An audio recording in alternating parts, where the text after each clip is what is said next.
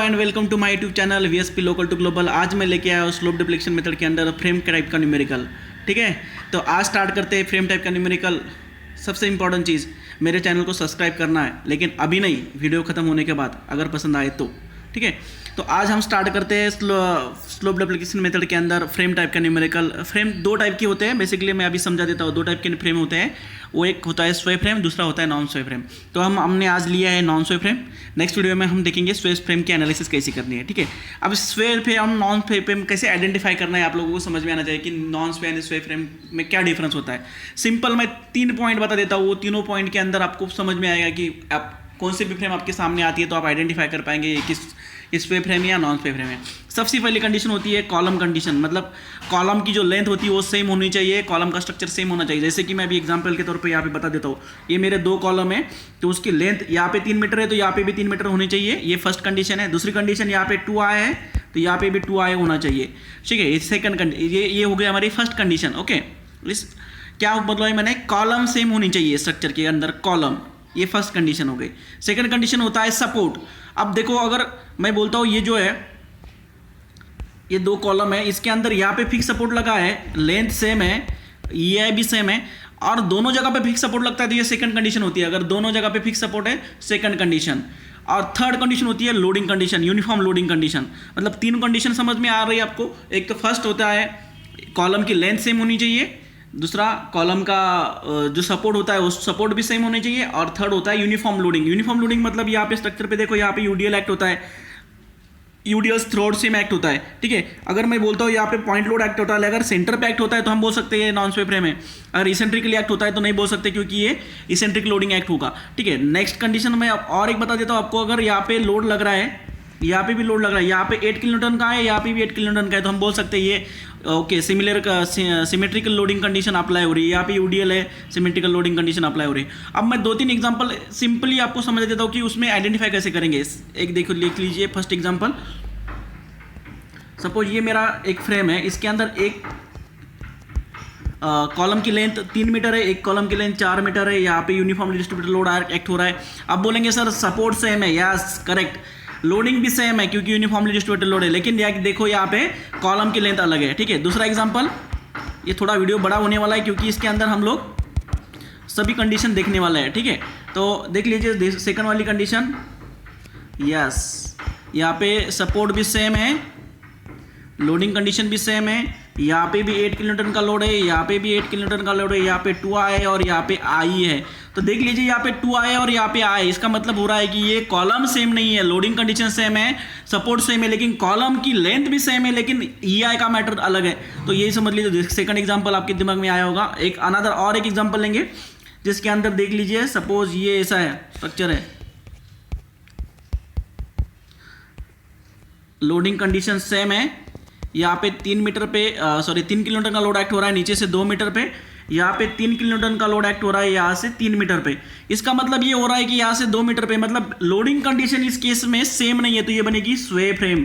ये कौन सी बनेगी? स्वे फ्रेम। मैंने जो भी 3 कंडीशन बताई, एक तो बताया कॉलम कंडीशन, फर्स्ट कंडीशन क्या बताया, कॉलम की, कॉलम सेम होनी चाहिए। सेकंड कंडीशन बताया मैंने अपना लोडिंग कंडीशन, एंड थर्ड बोला है मैंने सपोर्ट। ये अगर सभी कंडीशन सेटिस्फाई करते हैं, तीनों कंडीशन मतलब इक्वल लेंथ ऑफ कॉलम है, देन लोडिंग कंडीशन सेम है, देन थर्ड जो वाला मेरा सपोर्ट भी सेम है, सब सेम होने के बावजूद अगर होता है तो हम उसको बोल सकते हैं नॉन स्वे फ्रेम। उसको क्या बोलेंगे? नॉन स्वे फ्रेम। अगर इसमें से एक भी नहीं है तो हम उसको बोलेंगे स्वे फ्रेम। उसको क्या बोलेंगे? स्वे फ्रेम। तो अगर हमारे आज का न्यूमेरिकल हम लोगों ने थोड़ा अलग टाइप का न्यूमेरिकल लिया है, क्योंकि इस टाइप के न्यूमेरिकल में बहुत ज़्यादा बच्चे कंफ्यूज होते हैं, इसलिए मैंने आज का जो न्यूमेरिकल उठा के लाया है ये सबसे डिफरेंट है, क्योंकि सभी लोग कॉमन इस टाइप के फ्रेम सिखा देंगे आपको, लेकिन इस टाइप का फ्रेम कोई नहीं सिखाएगा। कॉमन फ्रेम कैसे होते हैं देख लीजिए, ये कॉमन फ्रेम मैं दिखा देता हूँ, जो कि आप लोग साइमल्टेनियसली इसके साथ भी स्टडी कर सकते हैं। ये देख लीजिए, इस टाइप के फ्रेम आपको दिखेंगे बहुत सारी जगह पे सॉल्व न्यूमेरिकल, लेकिन इस टाइप का न्यूमेरिकल कहीं पे नहीं मिलेगा, क्योंकि ये थोड़ा समझने के लिए डिफरेंट है। लेकिन हालांकि इसमें ऐसा कुछ ज़्यादा मतलब कुछ डिफिकल्ट टर्म नहीं है, तो आप लोग को ईजिली सॉल्व कर सकते हैं। ठीक है, तो अभी स्टार्ट करेंगे। हमारा सबसे पहला स्टेप होता है हमारा, कौन सा भी न्यूमेरिकल लिया तो सबसे पहली स्टेप हमारी आएगी डिग्री ऑफ फ्रीडम की। ठीक है, डिग्री ऑफ फ्रीडम मतलब number of non zero joint displacement. नहीं देखा है तो प्रीवियस वीडियो जाके देख लीजिए, मेरे यूट्यूब चैनल पे पूरे वीडियो अवेलेबल है स्ट्रक्चरल एनालिसिस के। अब नहीं तो फिर आपके वीडियो के ऊपर एक आई का टाइप का बटन आएगा, उसके सामने आपको वीडियो का लिंक मिलेगी, उसके ऊपर क्लिक कर दीजिए, ऑटोमेटिकली आपको डिग्री ऑफ फ्रीडम कैसे कैलकुलेट करना है, फिक्स एंड मोमेंट कैसे कैलकुलेट करना है, उसकी रेफरेंस लिंक मिल जाएगी। ओके, नाउ अब देखो इस स्ट्रक्चर में 4 जॉइंट होते हैं। एक तो ये देख लीजिए, यहाँ पे एक जॉइंट है present, joint number 1 A, joint number 2 जो है B, joint number 3 C and D. तो देखो ए जॉइंट पे फिक्स सपोर्ट है, बी जॉइंट पे,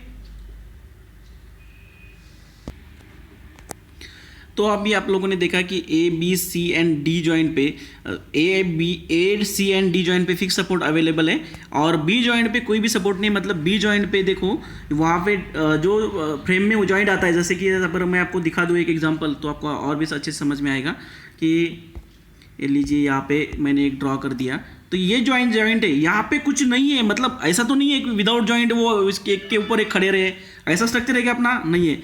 इसके ऊपर यहाँ पे कुछ ना कुछ जॉइंट बना है, तो वो जो होता है रिजिड जॉइंट। तो वो रिजिड जॉइंट में डिग्री ऑफ फ्रीडम 1 प्रेजेंट होता है, तो हम लोग उसको 1 काउंट करेंगे, ठीक है।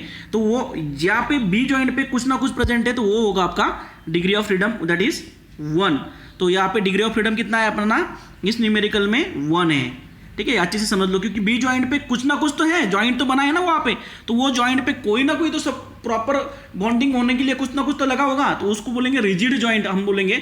और वो रिजिड जॉइंट पे डिग्री ऑफ फ्रीडम 1 प्रेजेंट होता है, वो याद रख लीजिए आप लोग, तो ठीक है। अब यहाँ पे हमारा अननोन कौन से है, यहाँ पे बी सिर्फ अननोन बना है अपना, क्योंकि वहाँ पे डिग्री ऑफ फ्रीडम प्रेजेंट है, तो theta B is our unknown इस न्यूमेरिकल में, ठीक है। अब थीटा बी अननोन है, तो हम थीटा बी के लिए सॉल्व करेंगे, देखेंगे क्या आएंगे। अब theta A, theta C and theta D is our 0, theta A, theta D and theta C is your 0 because of the fixed support. There is no slope present at A, D and C. Okay. Now second step. आप लोगों को first step समझ में आई होगी, ठीक है। अब second step है हमारी फिक्स एंड मोमेंट। शॉर्टकट में लिख दिया है मैंने अभी यहाँ पे, आप भी शॉर्टकट में लिखेंगे तो भी अच्छी बात है।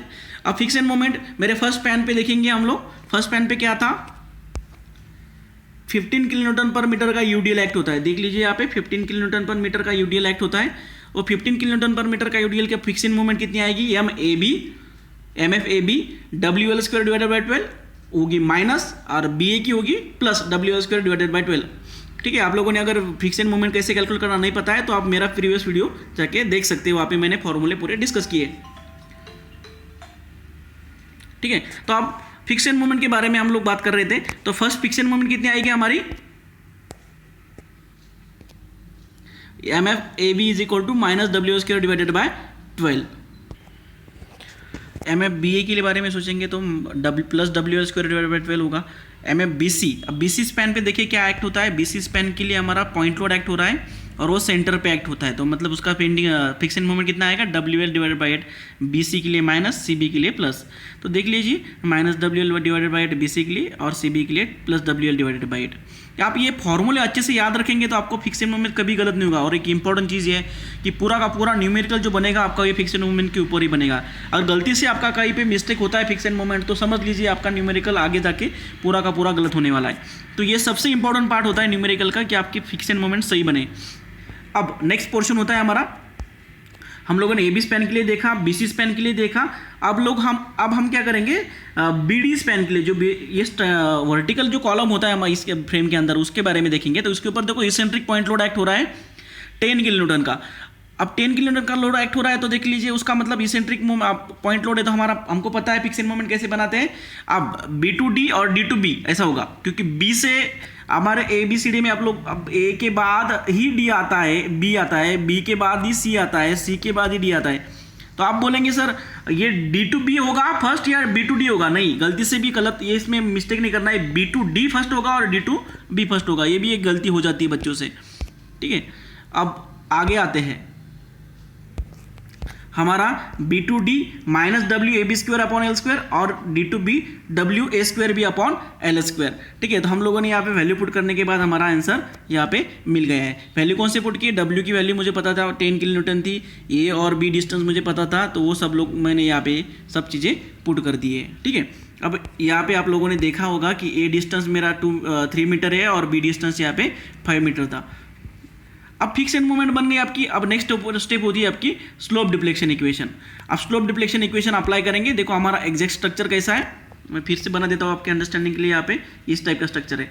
अब इस स्लोप डिफ्लेक्शन इक्वेशन कैसे बनेगा, देखो यहाँ पे ये जो पोर्शन है इसके लिए फर्स्ट ये ए बी स्पैन के लिए A B B A B C C B, ठीक है। तो अब मैं बना देता हूँ उसका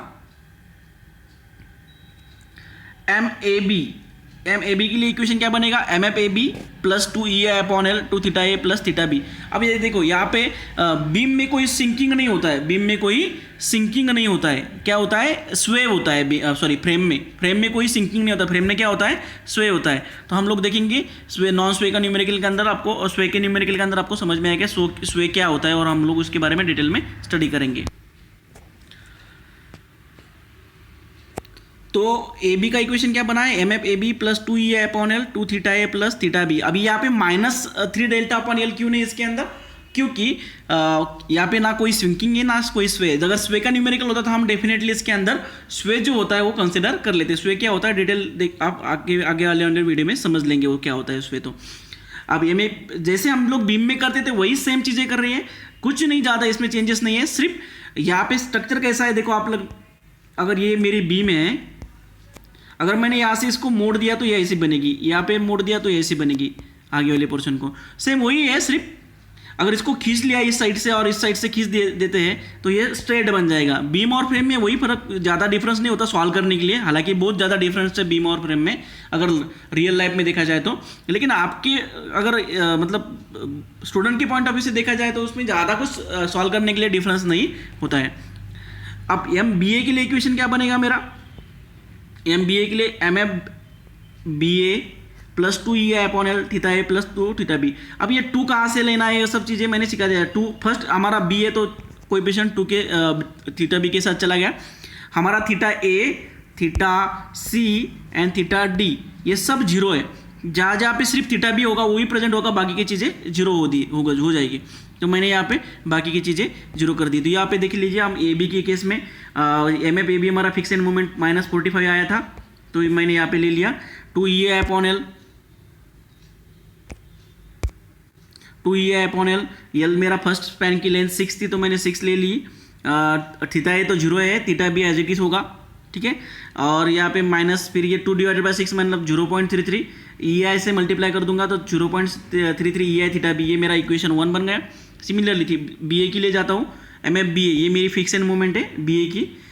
2 ई अपॉन एल तो सेम ही है, 6 2 डिवाइडेड बाई 6 इज 0.22 और 0.33 और 0.33 मल्टीप्लाई बाय दिस 2 तो ये बना 0.67, ये बना मेरा सेकंड इक्वेशन। सिमिलरली हम थर्ड, फोर्थ, 5, 6 सभी इक्वेशन बना लेंगे।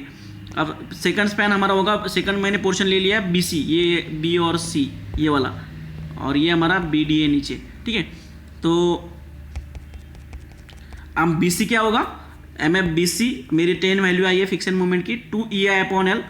फिक्स एंड मोमेंट कहाँ से ले रहा हूँ मैं, स्टेप नंबर 2 से, जो मैंने कहाँ से मतलब मेरे अंदर के जादू है क्या कोई नहीं है, वो मैंने ऊपर स्टेप में निकाल के रखे वही ले रहा हूँ 2 ई आई। अब ये ई आई मतलब यहाँ पे देखिए 2 आई की जगह पे 2 आई क्यों पुट किया, क्योंकि मेरा बीसी स्पैन के लिए आप लोगों ने देखा होगा कि बीसी स्पैन के लिए मेरा आई की वैल्यू क्या गिवन है, 2 आई गिवन है। तो देख लीजिए एक बार, once again I show you that numerical, ये देख लीजिए यहाँ पे आई की वैल्यू यहाँ पे 2 आई है बीसी स्पैन के लिए, बाकी दोनों की जगह लिए आई है। ये भी इंपॉर्टेंट चीज़ होता है, इसके ऊपर पे ध्यान दीजिए।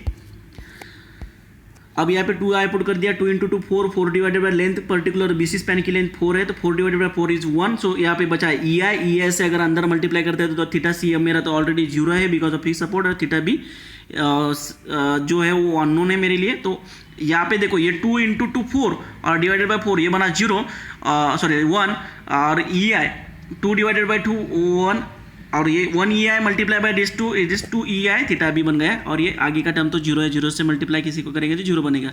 अब बी सी बी के लिए वही करेंगे, सी बी का फिक्सन मेरा 10 है और 2 ई आई अपॉन एल, आई तो जगह पे 2 आई पुट कर दिया बिकॉज ऑफ दिस, एंड यहाँ पे मेरा थीटा बी ऐसे ही रहेगा, थीटा सी 2 थीटा सी था तो थीटा सी मेरा 0 है।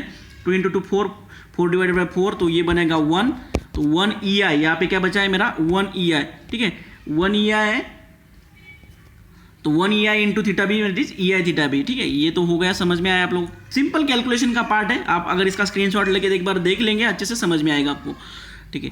सो नेक्स्ट हमारा बी डी स्पैन होता है जो वर्टिकल कॉलम है हमारा, उसके लिए देखेंगे M F B D. First fiction moment मैंने ले ली पहले ऑलरेडी, वही वैल्यू पुट कर दिया यहाँ पे। 2EI, आई की वैल्यू आई है, लेंथ देखो 3 ऊपर है और 5 नीचे, मतलब ये टोटल 8 मीटर का कॉलम है। हालांकि रियल प्रैक्टिस में 8 मीटर का कॉलम होता ही नहीं है, बहुत ज़्यादा ले लिया है। तो ठीक है, तो अभी न्यूमेरिकल में दिया है तो वही सॉल्व करेंगे।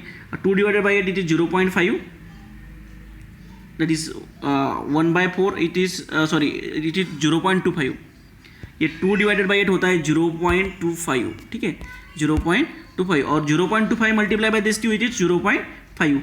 ये है थीटा बी, ये बन गया हमारा बी डी। और सिमिलरली हम लोग क्या देखेंगे डी बी के लिए भी, डी बी के लिए देखेंगे तो देखो डी बी के लिए क्या है, fix end first M F D B plus 2EI। अब डी फर्स्ट है तो 2 कोएफिशिएंट डी के साथ लिए आ गया और बी वैसे की वैसा है, तो 7.03 प्लस 2EI अपॉन 8। अब ये 8 है लेंथ मेरी कॉलम की 8 थी तो वो ले लिया। 2 divided by 8 is 1/4, it means 0.25 into theta B, it is EI theta B. वो बाहर की जो टर्म होती है वो उससे मैं मल्टीप्लाई करो, आपको एक बार 1 सेकंड में नहीं तो बोलेंगे क्या चल रहा है आगे, समझ में नहीं आ रहा। ये जो इधर इतना सॉल्व करके बता देता हूँ, ठीक है, ये समझ में आएगा आपको अच्छे से। ये जो है चीज़ है ना, ये नीचे कैसे बनी है। अब देखो 2EI तो एज इट इज़ रहेगा, कांस्टेंट है क्योंकि उसकी वैल्यू गिवन नहीं है। आई की जगह पे आई पुट किया है क्योंकि वो प्रॉब्लम में आई गिवन है। अगर 2I होता तो मैं यहाँ पे 2I कर देता, ठीक है, तो यहाँ पे आई है। अब लेंथ कितना है 2EI अपॉन एल है ना हमारा, तो एल होता है इस particular B D span D B span का 8 है, तो 2 डिवाइडेड बाई 8 कितना बनाएगा 0.25 EI। अब 0.25 EI ये ब्रैकेट के बाहर की टर्म है, अगर मैं ब्रैकेट को मल्टीप्लाई करूंगा तो क्या बनेगा देख लीजिए वंस अगेन। ये 0.25 EI ये बाहर बन गया और इसको इसने मल्टीप्लाई किया इस टर्म को और इस टर्म को, तो ये दूसरी वाली 0 है तो 0 इंटू एनीथिंग 0, और ये 0.25 EI थीटा भी यहाँ पे बन गया, ठीक है। अब यहाँ पे हम लोगों ने सभी की सभी मूवमेंट के लिए स्लोप डिफ्लेक्शन इक्वेशन लिख ली है सभी स्पैन के लिए। अब बचता क्या है, नेक्स्ट स्टेप बनेगा अपना इक्विलिब्रियम इक्वेशन। अब इक्विलिब्रियम इक्वेशन हम लोग कहाँ पे यूज करते हैं आप लिख दीजिए, आपको पता है जहाँ पे डिग्री ऑफ फ्रीडम प्रेजेंट है। तो गिवन न्यूमेरिकल में डिग्री ऑफ फ्रीडम कहाँ पे प्रेजेंट है, ओनली दैट बी पॉइंट, यहाँ पे बी पे डिग्री ऑफ फ्रीडम प्रेजेंट है, क्योंकि ये भी फिक्स सपोर्ट है, ये भी फिक्स सपोर्ट है और ये वाला भी फिक्स सपोर्ट है, तो तीनों जगह पे डिग्री ऑफ फ्रीडम 0 है, तो सिर्फ बचा बी। अब देखो बी पे कौन से मूवमेंट बनते हैं, ठीक है, वंस अगेन अब ये बी पॉइंट है यहाँ पे, तो कौन सा मूवमेंट बनेगा, ये तो बनेगा एम बी ए, इधर बनेगा एम बी सी, यहाँ पे बनेगा एम बी डी। तो अगर हम लोग अगर summation of moment at B बोलेंगे तो क्या आएगा हमारा, तो देख लीजिए एम बी ए क्या आएगा हमारा M B A M B C plus M B D. क्यों आया 3 मूवमेंट, तो आप बोलेंगे सर प्रीवियस न्यूमेरिकल में बीम के अंदर तो 2 ही मूवमेंट आते थे। क्यों आते थे, क्योंकि बेटा यहाँ पे बी जो है यहाँ पे देख लीजिए ये बी ए और ये बी सी होता था। अब यहाँ पे थर्ड वाला एक मेंबर भी आ जाएगा ना बी डी वाला, तो ये बी डी वाले की ये बी डी मूवमेंट भी आई गई, तो इसकी वजह से यहाँ पे 3 मूवमेंट बनी बी ए बी सी और बी डी। अब ये इक्वेशन कहाँ से मिलेगी इसकी मुझे, तो हमारा स्टेप नंबर 3 में हम लोगों ने जो स्लोप डिफ्लेक्शन इक्वेशन लिखे थे ना सभी मेंबर के लिए सभी मूवमेंट के लिए, तो ये बने देखो, तो मैं वहाँ से उठाता हूँ इक्वेशन 2, 3 एंड 5, वहाँ पे मुझे मिलेंगे B A B C and B D, ठीक है। तो अब 2, 3 एंड 5 इक्वेशन जो है वो मैंने वहाँ से अपने यहाँ से उठा लिए, कहाँ से, ये जो मेरा है ना बी ए का यहाँ से लिया मैंने इक्वेशन 2 से, देन बी सी का मैंने लिया 3 से एंड बी डी का लिया इक्वेशन 5 से, ठीक है। तो यहाँ पे मैंने सभी के सभी इक्वेशन यहाँ पे पुट करे B A B C and B D, जो भी मेरे इक्वेशन बने थे सभी के सभी। अब यहाँ पे देखो सभी जगह पे थीटा बी है, तो मैंने सभी को ऐड कर दिया 0.66, 2 एंड 0.5, तो ये बना मेरा 3.66 EI थीटा बी। और जो कांस्टेंट टर्म थी फर्स्ट में 45 -10 और -11.72, ये सभी की सभी एडिशन कर दिया तो बनेगा मेरा लेफ्ट साइड में बना मेरा प्लस 23.28। अगर उसको सामने भेज दिया मैंने इक्वल टू के सामने तो वो बनेगा माइनस, तो ये तीनों की एडिशन, तीनों थीटा बी 3.16, और ये तीनों का अगर ऐड करता हूँ मैं इस साइड में, ये बनेगा मेरा प्लस 23.28 और सामने भी दिया तो बनेगा माइनस 23.28, सिंपल। अब ये 3.16 EI जो है मैंने नीचे भेज दिया, तो ये 23 डिवाइडेड बाई 3.16 तो बना 7.37 और माइनस साइन वैसे की वैसे और EI जैसे कैसे, ये बनी मेरी थीटा बी की वैल्यू जो अननोन स्लोप था। अब इसी स्लोप को अगर हम लोग स्लोप डिफ्लेक्शन इक्वेशन में पुट करेंगे, मतलब इस इक्वेशन में पुट करेंगे, इसी का एग्जांपल देते हैं, तो यहाँ पे अगर थीटा ब्यू की वैल्यू अगर मैंने पुट कर दी तो मुझे एम डी बी ये मूवमेंट मिल जाएगी फाइनल, जो कि मुझे निकालना है। तो वही हम लोग करेंगे, अभी इक्वेशन में वैल्यू पुट करेंगे। सबसे पहला इक्वेशन था मेरा एम ए बी का, जो मैंने एम ए बी का इक्वेशन मेरे पास अवेलेबल था, मैंने उसके अंदर सिर्फ क्या पुट किया, थीटा बी की वैल्यू पुट की। तो यहाँ पे देख लीजिए -45 प्लस 0.33 ई आई थीटा भी था, जहाँ पे थीटा भी था मैंने वहाँ पे क्या कर दिया, सिर्फ -7.37 डिवाइडेड बाई ई आई, इतना ही पुट कर दिया। अब ई आई गेट कैंसल और ये 0.30 यानी -7.37 ये वहाँ से मल्टीप्लाई हो जाएगा तो कुछ टर्म बनेगी और ये -45, ये दोनों को अगर मैंने ऐड कर दिया तो दोनों माइनस टर्म से तो एडिशन हो जाएगा। Whatever the value that will be the M A B. तो ये आपसे मुझे एम ए बी मिल गया। वैसे ही हम लोगों ने एम बी ए की इक्वेशन में भी थीटा बी की वैल्यू पुट कर दी, तो यहाँ से मुझे एम बी ए मिल गया। कैलकुलेशन पार्ट है, आप लोग एक बार कैलकुलेटर पे करना प्रैक्टिस करेंगे तो आपको समझ में आएगा ये ई आई है कैसे कैंसिल हुआ, क्योंकि ये नीचे ई आई था, ये ऊपर में ई आई था, दोनों न्यूमिनेटर एंड डिनोमिनेटर दोनों को काट दिया। अब नेक्स्ट सिमिलरली बीसी के लिए भी पुट करेंगे। बीसी के लिए भी मैंने पुट कर दिया, तो ये -24.774। सिर्फ क्या कर रहा हूँ मैं इसके अंदर, क्यों नहीं एक्सप्लेन कर रहा हूँ डिटेल में, क्योंकि सिर्फ यहाँ पे मैं जो मैंने स्लोप डिफ्लेक्शन इक्वेशन लिखे थे उसके अंदर सिर्फ थीटा बी की वैल्यू पुट की, क्योंकि हमारे अननोन थीटा बी था सभी इक्वेशन में। Similarly C B D B B D सभी की वैल्यू मैंने यहाँ से वैल्यू पुट करके निकाल लिए, 5.18 -1। अब एक इंपॉर्टेंट चीज़ है, हम लोगों ने स्लोप डिफ्लेक्शन इक्वेशन क्या लिखा था बेटा इधर, सॉरी इक्विलिब्रियम इक्वेशन क्या लिखा था, बी पॉइंट के लिए M B A plus M B C plus M B D, इस तीनों की एडिशन मैंने क्या कंसिडर किया था, 0। तो हम लोग देखेंगे क्या इक्वेशन लिखा था हम लोगों ने, इक्विलिब्रियम इक्वेशन देख लीजिए यहाँ पे, M B A plus B C plus B D is equal to 0। अगर ये तीनों को एडिशन मैं करता हूँ मेरे फाइनल आंसर में, फाइनल मोमेंट के कैलकुलेशन में, अगर वो 0 बनती है तो सही में मैंने न्यूमेरिकल सही बनाया, नहीं तो फिर कहीं ना कहीं तो आप लोगों ने गलती कर दी है। तो मैं अभी ऐड करके देखता हूँ, M B A plus M B C plus M B D. अब देखो बी ए की वैल्यू कितनी है मेरी, -40.14, देन बी सी की वैल्यू कितनी है मेरी, -24। ये दोनों माइनस मतलब कितना हुआ, नियर अबाउट 64 पॉइंट समथिंग बनेगा। और मेरा बी डी कितना है, तो बी डी देख लीजिए, एम डी बी डी कहाँ पे मेरा, ये -15.40। तो कहीं ना कहीं तो मुझे लग रहा है कहीं ना कहीं तो यहाँ पे देखना पड़ेगा क्या वैल्यू है, सॉरी एम बी सी कितना आया हमारा,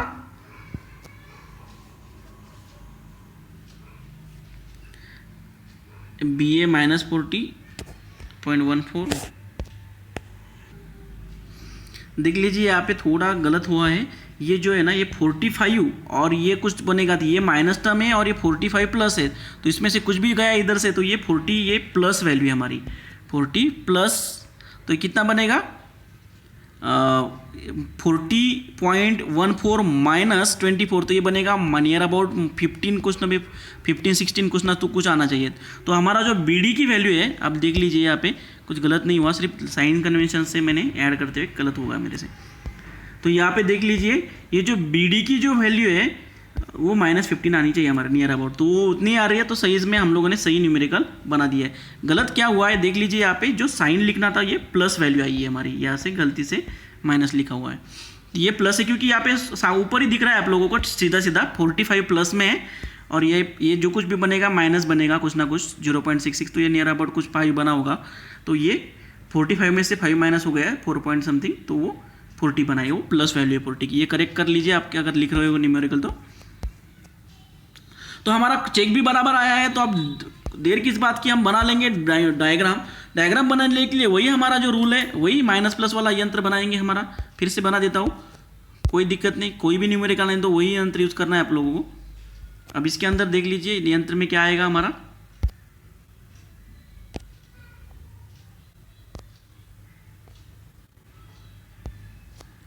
तो ये ऐसा है, तो ये माइनस प्लस। अब देखो यहाँ पे प्लस आया है इस पॉइंट पे, तो मतलब यहाँ पे जो मोमेंट होगी वो प्लस वाली होगी, तो यहाँ पे माइनस आएगा, यहाँ पे माइनस आया इस पॉइंट पे, मतलब यहाँ पे प्लस होगा। सिंपल वही है, दिखा दिया मैंने ऊपर ही, आप लोग देख सकते हैं यहाँ पे माइनस प्लस नीचे प्लस माइनस करके आप लोग देख सकते हैं मूवमेंट कैसे बनानी है। मतलब आपको याद रखना है, यहाँ पे अगर प्लस का साइन आता है ऊपर में तो नीचे में माइनस का साइन आना चाहिए। ऊपर माइनस का साइन आया है तो नीचे के इसके अंदर आपका देख लीजिए, यहाँ पे प्लस साइन आया है मतलब यहाँ पे माइनस आना चाहिए, यहाँ पे माइनस आया है मतलब यहाँ पे प्लस आना चाहिए। नीचे का कुछ देखना नहीं है आपको, ठीक है। यहाँ पे प्लस माइनस जो चीज़ें हैं वो अपनी वैसे की वैसी रहेंगी, ठीक है। अब इसको भूल जाओ, ये जो चीज़ यहाँ पे दिख रही है आपको, मैं सीधा आपको बना देता हूँ, माइनस प्लस। अब नीचे आपको क्या होगा, प्लस माइनस। अब मैं अलग कलर से बना देता हूँ। एक चीज़ समझ लो, यहाँ पे अपना प्लस है ना तो इधर नीचे माइनस आना चाहिए, यहाँ पे माइनस है ना यहाँ पे प्लस आना चाहिए, ठीक है। तो यही रूल था जो आप लोगों को मैंने समझा दिया इधर। अब वैल्यू सिर्फ क्या करना है आपको, फर्स्ट मोमेंट अपनी शायद माइनस आई होगी तो मैंने ऊपर गया है, ठीक है। दूसरी भी प्लस आई होगी तो ऊपर गया है। और यहाँ पे देख लीजिए तीसरी वाली मूवमेंट जो यहाँ पे सेम नहीं है, क्योंकि क्या है ये तीनों को मिला के इधर जीरो बनने वाला है। तो ये सेकंड मूवमेंट मेरी -40.14 थी तो वहाँ पे ले लिया मैंने। अब हम लोग देखेंगे कि थर्ड मूवमेंट क्या आई है हमारी, मतलब BC मूवमेंट कितनी आई है, ये -24.17 है। तो ये देख लीजिए यहाँ पे प्लस मूवमेंट था तो ऊपर ले लिया, माइनस है ना, मेरा फर्स्ट माइनस होता है तो फर्स्ट मूवमेंट माइनस थी, सेकंड मूवमेंट वो गलती से मैंने माइनस लिखा था, वहाँ पे प्लस ही लिया है डायग्राम बनाते टाइम, तो वो सिर्फ लिखते टाइम मिस्टेक हुई थी। और यहाँ पे लास्ट में देख लीजिए थर्ड मूवमेंट जो हमारी, ये तो हो गया BA, ये हो गया BC इधर का। अब इधर CB होगा और यहाँ पे CD होगा। CB कितना आया हमारा, -24 आया, तो ये नीचे 40 से कम ही होगा तो वहाँ पे आ चुका है वो, देख लीजिए यहाँ पे ये 24, यहाँ पे होगा 24 वैल्यू। और ये CB साइन के लिए 2.64, जो हमारे 2.64 वैल्यू आई है ना CB वाली, ये देख लीजिए CP 2.63, तो ये माइनस थी तो इसकी वजह से ऊपर गई इधर BC वाली, और CB वाली प्लस थी तो इसकी वजह से ऊपर गई, क्योंकि माइनस प्लस ऊपर था तो इसकी वजह से ऊपर ले लिया। अब बचा लास्ट जो ये जो इंपॉर्टेंट चीज़ थी ये कि कॉलम के लिए क्या है। देखो कॉलम के लिए अगर प्लस वैल्यू आती है तो ऊपर रहेगा इधर मेरा, और माइनस वैल्यू आती है तो नीचे रहेगा, ठीक है। अब मेरा प्लस वैल्यू आया है तो ऊपर देख लीजिए वो राइट साइड में प्लस वैल्यू रहेगी मेरी, सॉरी राइट साइड में माइनस वैल्यू रहेगी। देख लीजिए यहाँ पे समझ में आ रहा होगा आपको, वो ये जो कॉलम के लिए बना है ना।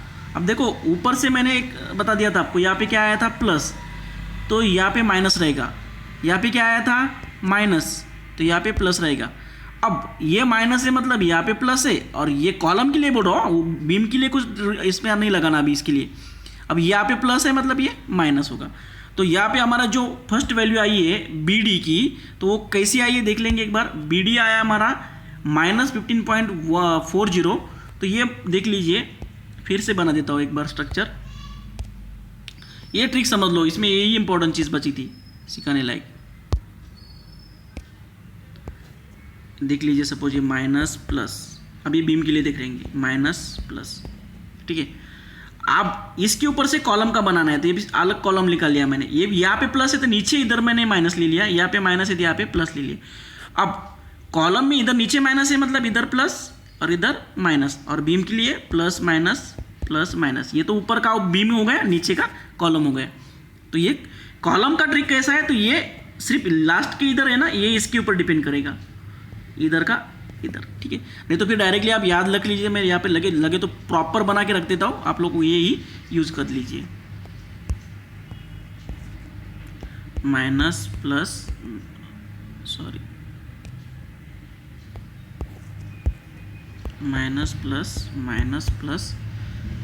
ये प्लस। अब ये देख लो, ये जो मैंने कलर से बनाया ना, ये हो गया बीम के लिए। अब अलग कलर से बना देता हूँ कॉलम के लिए। अब ये प्लस है इसकी वजह से यहाँ पे माइनस, ये माइनस है इसकी वजह से यहाँ प्लस। अब ये माइनस है मतलब अब इतना कॉलम सपोर्ट लो, या इतना ही अपना कॉलम है, तो यहाँ पे ये माइनस इस साइड से इधर प्लस आएगा, ये प्लस इधर माइनस आएगा। सिंपल यही ट्रिक आपके दिमाग में फिट रखो, कोई भी कॉलम आने दो, कोई भी आने दो। और जो इस टाइप का न्यूमेरिकल अगर ऐसा है तो उसमें तो कुछ है ही नहीं, माइनस प्लस अंदर से प्लस माइनस, ऊपर के लिए प्लस माइनस, वर्टिकल कॉलम के लिए प्लस माइनस, बन गया। तो इस टाइप का होगा, ठीक है। तो यहाँ पे मैंने डायग्राम बना दिया है। जो अभी ये इधर देख लीजिए, हमारा BD कॉलम के लिए देख रहे थे हम लोग, BD का ये माइनस मूवमेंट है, इसकी वजह से यहाँ आया है। और यहाँ पे अभी देखेंगे ऊपर वाला क्या है, DB प्लस है, तो बराबर इसी साइड में मैंने उसको ड्रॉ कर दिया है। तो ये बनी आपकी, ये बनी आपकी बेंडिंग मोमेंट डायग्राम। अब इसके ऊपर मैंने फ्री बेंडिंग मोमेंट डायग्राम हम लोग बोलते हैं, free and bending moment diagram है, इसके ऊपर सुपरइम्पोज कर दिए। होप थोड़ा लंबा हो गया वीडियो, इसके अंदर बहुत सारी चीज़ें थी। एक यहाँ पे मेरे से लिखते टाइम एक गलत हुआ था, यहाँ पे -40 नहीं है, एक वंस अगेन मैं रिपीट कर देता हूँ चीज़ को, ये +40 है। और बाकी तो कुछ ज़्यादा डिफिकल्ट नहीं था, सिंपल चीज़ थी। बी पॉइंट पे 3 बेंडिंग मोमेंट की समेशन करनी थी, तो मैंने वो कर दिया है, और वो तीनों करके ऐड कर दिया, तो वो 0 बन रहा है मेरा। तो सही से मेरा न्यूमेरिकल सही बना है। आप लोग भी ट्राई कर सकते हैं ऐसे टाइप के न्यूमेरिकल, और कुछ डाउट आते हैं तो मुझे कमेंट बॉक्स में पूछ लीजिए। अगर अभी आप लगता है अभी इस स्टेज में आके अगर आपका कुछ ना कुछ आपको समझ में आया, तो सही में मेरे चैनल को सब्सक्राइब कर दीजिए, बेल आइकन को दबा के आगे आने वाले वीडियो को आप नोटिफिकेशन आप ले सकते हैं, और आपके फ्रेंड के साथ शेयर कर दीजिए। Thank you for watching the video. Thank you for watching this video. Like this video, share this video, subscribe channel, make notification on for this channel. Thank you.